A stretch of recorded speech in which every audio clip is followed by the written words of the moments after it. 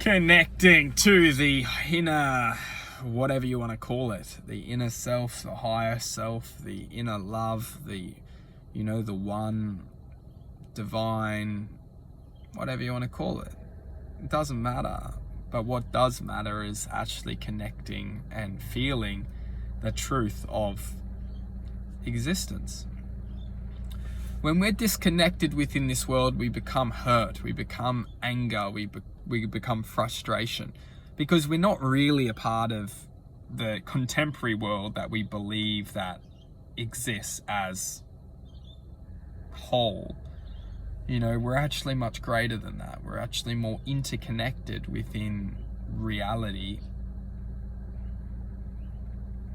very much so through the mind, but within the heart's divine aura, we dance as one with everything. There's no need to understand why we connect with one, why, because there's no need. The true power is just to connect and to simply feel whole within the calculation of life itself. Now, if you can imagine two paths in life, you can imagine the path that was always meant to be. It was always meant to exist, and it was always meant to love. This path will go on in life in a loving, truthfully manner. It will accept and it will acknowledge and it will undergo a series of battles and fights and it will require a supreme amount of devotion, as it knows, the higher self knows, that this experience that we are undergoing is only a learning experience. And if it's a learning experience, well then we'd want to have our full attention.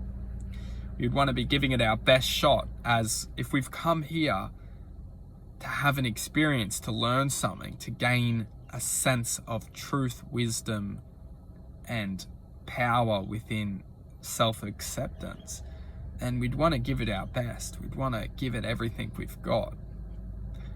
Now, the beauty of this gift is that when we do come here, or when we do search for a sense of truth or a higher sense of connection to something greater than ourselves or our true originality, we can start to understand that this reality that we're all living in has been contaminated by some source of evil.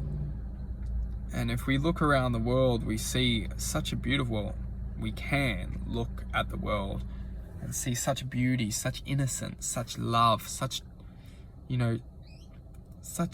innocence, man. Innocence.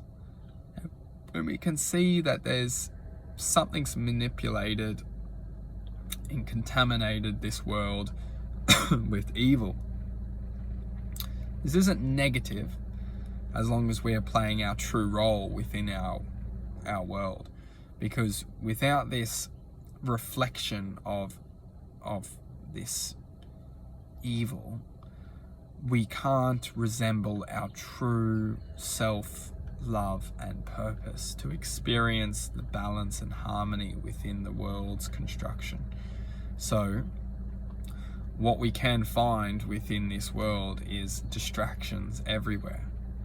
And as long as we're acknowledging distractions for distractions and finding love for the source of truth, we can understand that the distractions were only in place to give us the choice of where we're walking in life.